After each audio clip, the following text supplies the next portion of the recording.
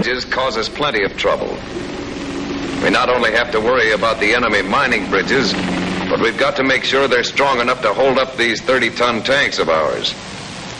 First, we make sure there are no booby traps or explosives around. Explosives are sometimes attached to the bridge proper, so look at the abutments, piers if there are any, and stringers. In other words, inspect the bridge thoroughly to make sure there aren't any charges. When we're sure there are no mines, booby traps, or explosives around, then we examine the bridge to see if it's strong enough to support the tanks. We check the length and width of the spans, check the dimensions of the wood floor planks, and note the number, type, and dimensions of the stringers. Then we check the condition of the timbers. This stringer is pretty well shot. We'll figure out the strength of the bridge by applying the formula found in Field Manual 5-10 to see if the bridge is strong enough to hold up our tanks, if we reinforce the stringer.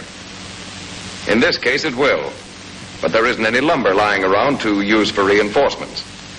That railing wouldn't do it, but here is something that will. Maneuver one of your tanks into the stream.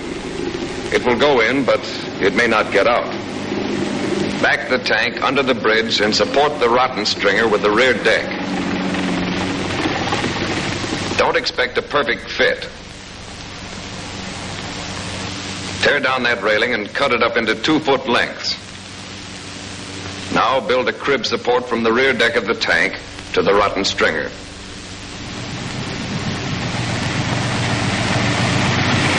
You may have to sacrifice one tank, but you get your unit across the bridge. And if the bank is not too steep, as in this case, your last tank can pull out the tank that supported the bridge. Suppose the enemy has blown the bridge. You'll find lots of them blown before you reach Berlin. There's only one thing to do. Find a ford. But remember, that's just what the enemy knew you'd have to do, and he's not overlooking any bets. You'll be lucky to find a ford he hasn't sprinkled with mines, so move carefully. This one looks easy. Sandy bottom and water shallow enough even for wheeled vehicles. And no mines. The enemy must have been in a hurry. Putting in a ford is a job for engineer troops, but since there aren't any around, we do the work ourselves. Use stakes to mark the entrance and exit of the ford. We could certainly use a demolition kit here, but let's try a little trick we know that will work almost as well. You can't do it every time. You've got to have a good setup for it. A stream the right width and favorable soil, as we've got here. We can use our 75. One high explosive shell fused for delayed action will blast that dirt loose in a hurry. That beats digging it out, all right. Level the bank and put down the corduroy mats to keep the tracks from tearing up the ford. Keep a small crew handy to repair the damage to the ford as the tanks cross.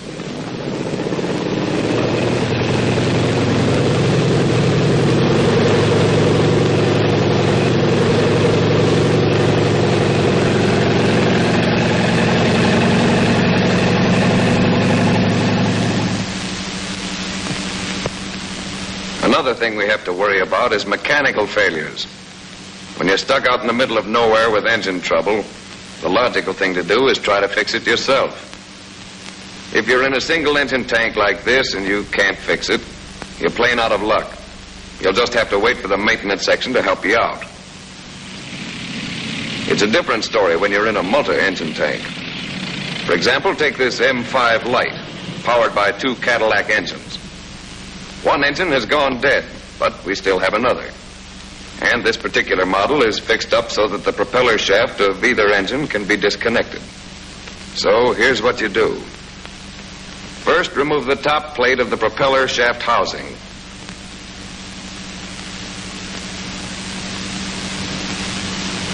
Then take off the 4 bolts on the forward universal joint flange of the dead engine's propeller shaft.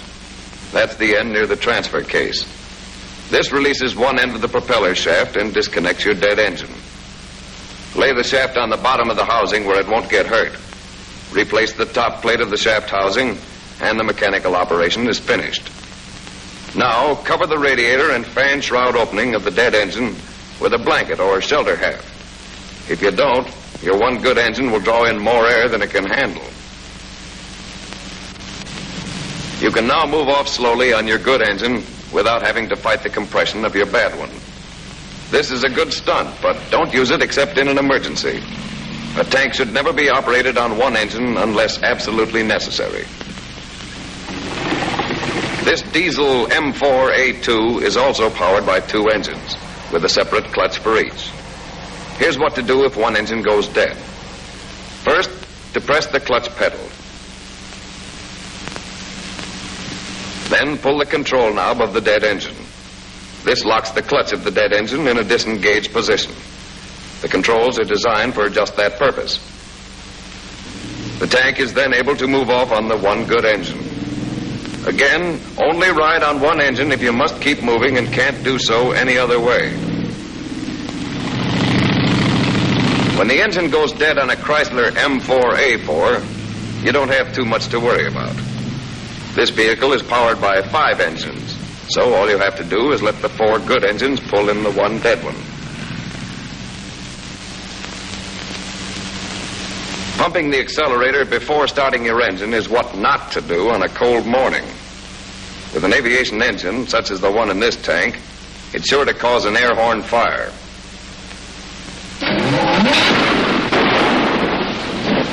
This calls for quick action. You have to get into that engine compartment and disconnect the air horn hose because the fire is inside the hose.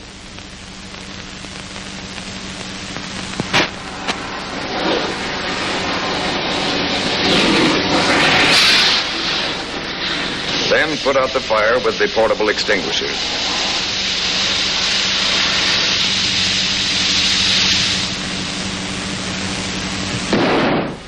Fire! This time the engine compartment itself is on fire. You can put the thing out with the fixed fire extinguisher. Every tank has one. All you have to do is open the fire extinguisher control valve. The valve is located at different places on different tanks, but its function is the same. It releases liquid carbon dioxide through holes in the extinguisher tubes, and the fire is automatically smothered.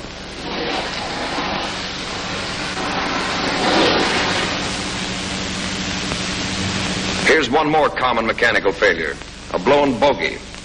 That simply means that your tire has come off the wheel. Here's a good way to fix it. Place a log or large rock in front of the track to serve as a jack. Move the tank forward or backward until the wheel with the damaged tire is resting on top of the log. All you have to do now is tie up the arm. A chain, rope, or anything else you can get your hands on will do. When moving off, be sure that the other bogie wheel in the same assembly does not pass over your temporary jack.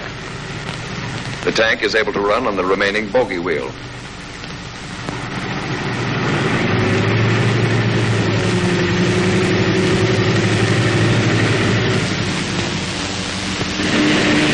The expedients that you have seen are practical tips, methods that have been tried and found workable.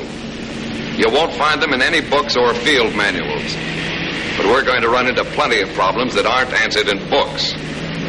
So it's up to us to use plenty of good old American horse sense and keep our tanks rolling along that road to Berlin.